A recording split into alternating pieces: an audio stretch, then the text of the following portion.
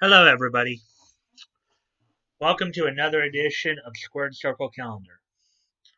On this episode, we're going to be taking a look back at January of 1976 in the world of professional wrestling.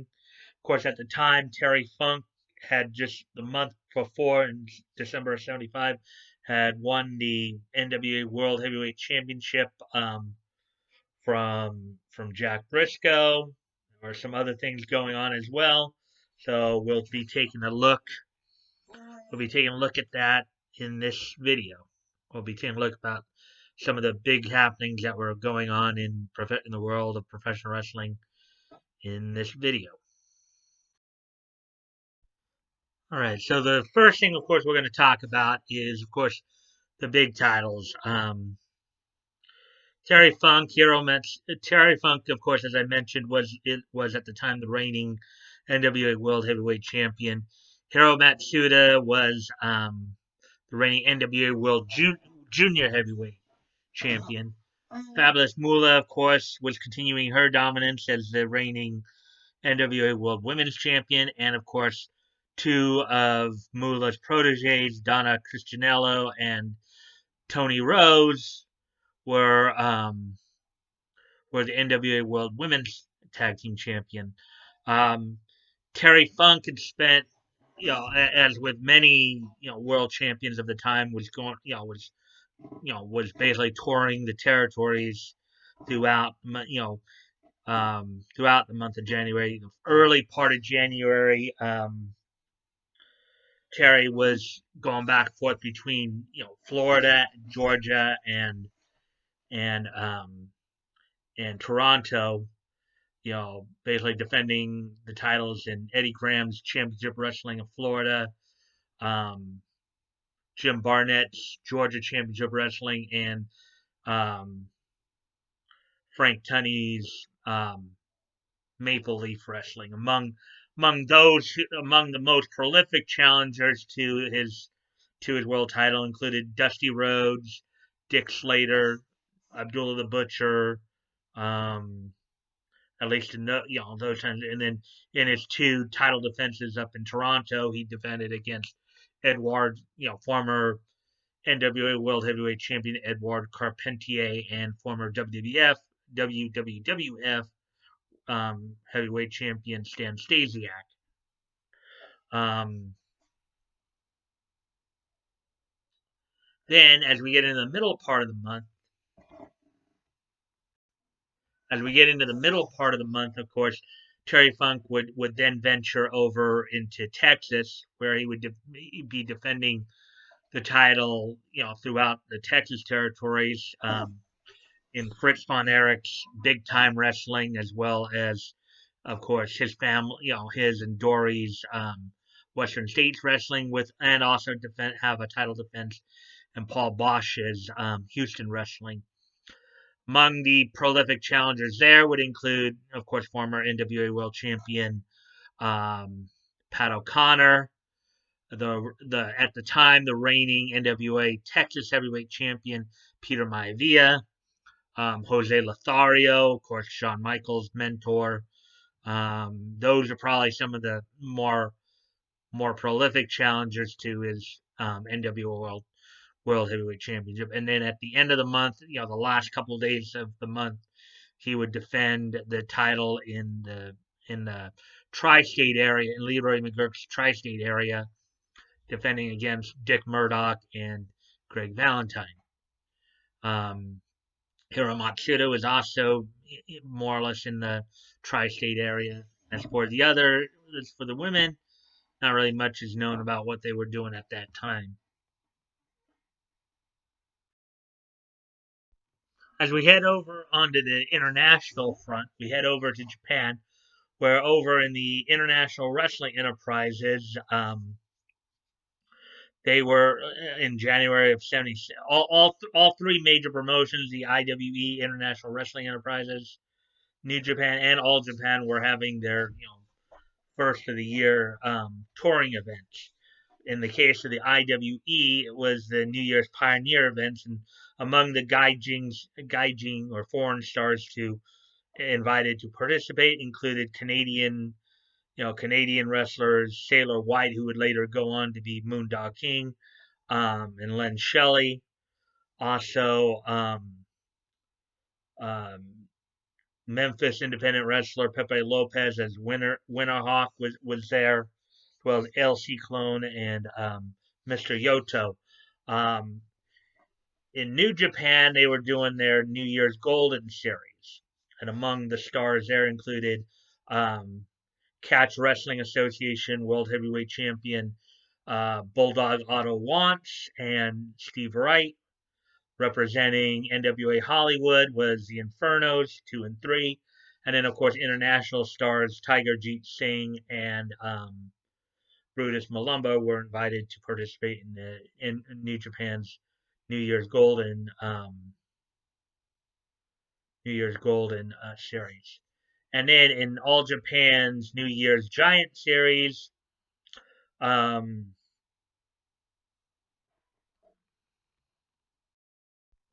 the foreign stars invited to participate in the Giant Series included um, the Royal Kangaroos, representing Pacific Northwest Wrestling in Portland. Um,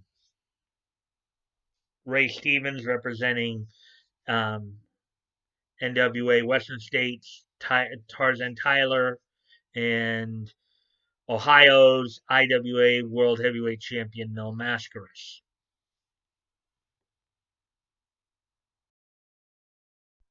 Among the big stories happening up in Canada at this point, first off in Montreal, uh, a year after the Rougeau Brothers IWA closed its doors, um, a um, a group led by Frank Valois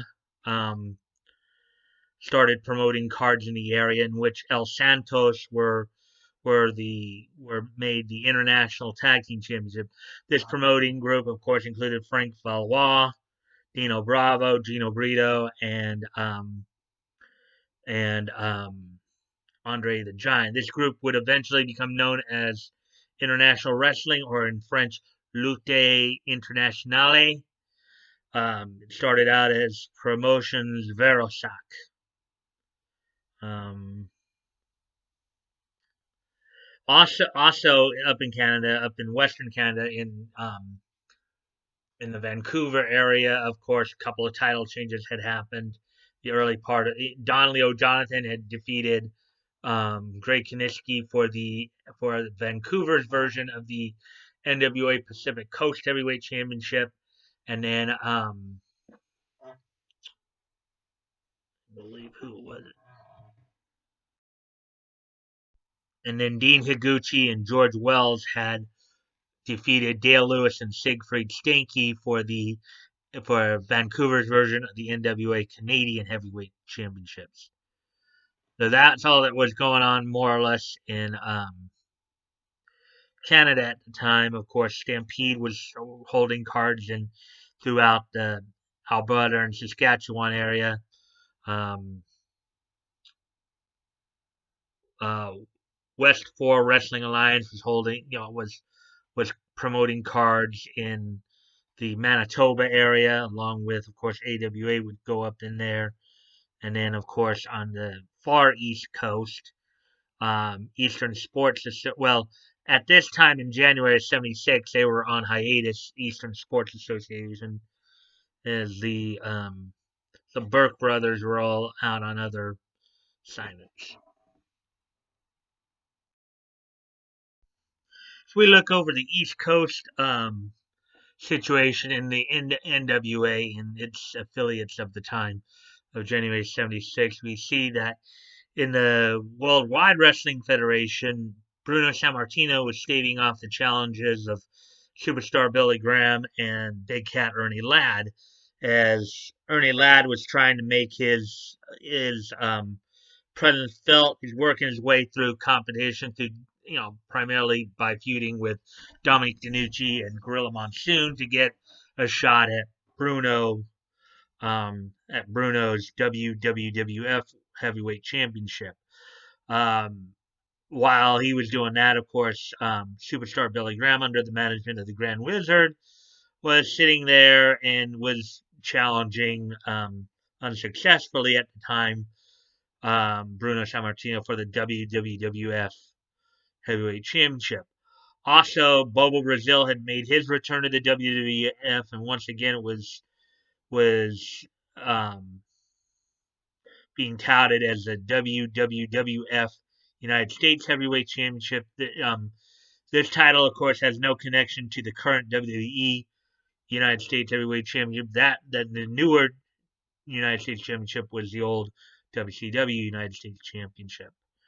As we go down the East Coast a bit, one of the other things, of course, the Blackjacks who had departed the WWE had split up, with Blackjack Mulligan going down to the Mid Atlantic area to wrestle for Jim Crockett Promotions as single, and then Blackjack Lanza had gone over to the AWA. We'll talk a little bit more about that in a little bit. As we get down to the southeast corner of the country, we would see Rufus R. Jones and Wahoo McDaniel defeat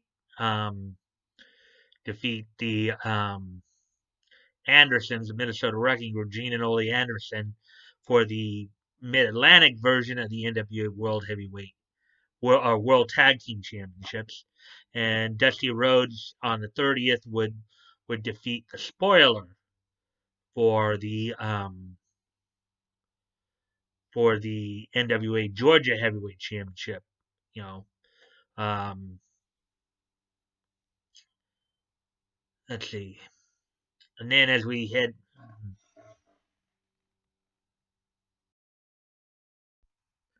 into the Central Time Zone, we would see, in Memphis, Jerry Lawler, at the end of January, he was fending off the challenge of Ricky Gibson, the older brother Robert Gibson of the Rock and Roll Express, for the Southern Heavyweight title. Also up in Detroit, which I know is still Eastern Time Zone. Up in Detroit, one of the big rivalries that was going on was for the Detroit version of the United States Heavyweight Champion, as the title holder Mark Loon was staving off the challenge of Bulldog Don Kent. Also, as we go down through St. Louis, we would see Terry, as I mentioned earlier, Terry Funk had a number of title defenses throughout some of the other territories. They'd have a title defense in St. Louis against Pat O'Connor, one of, I think, about 2 or 3 that he had in that month, January 76. As I said, then get into Texas there.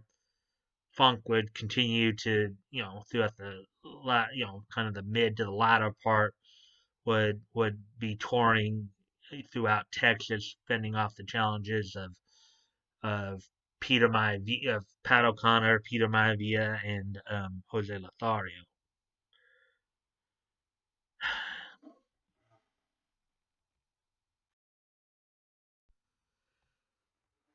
As we get past the NWA and we look more to the AWA in January 76, as I mentioned earlier, of course, Blackjack Lanza would be making his return to the AWA, this time on his own and going back under the management, of course, of Bobby the Brain Heenan. Prior to his WWF, managerial and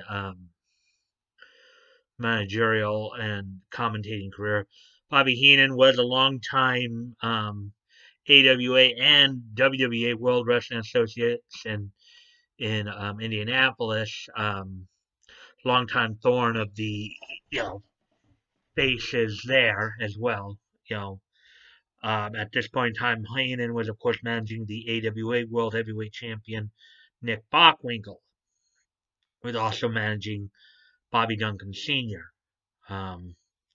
The reigning AWA World Tag Team Champions were Dick the Bruiser and Crusher. So, that's pretty much all that was going down in January of 76. I know there's going to be a little bit of a short video, just because it's been a while since I'd actually recorded any of these Squared Circle Calendar video episodes. Um, you know how it goes. Sometimes, you know, it's a lot easier to give more detail and stuff like that when you've just watched something than, let's say, if you've let it go a little long, and that's what I basically did here. But anyways, if you like this content, please consider liking, commenting, sharing, subscribing. I always appreciate the likes and the shares. Get more people to watch this stuff. Don't forget to catch my live streams. The Mic Stand Monday through Friday at 7 p.m. Pacific, 10 p.m. Eastern. Um, live on YouTube. If you want to contact me directly, you can always comment below. You can always comment on the video, or go ahead and message me on Discord. My Discord link is in the description. And with that, guys, I will see you next time. I'll see you on Monday for the mic stand, or next time here on Squared Circle Calendar. Anyways, see you next time. Bye.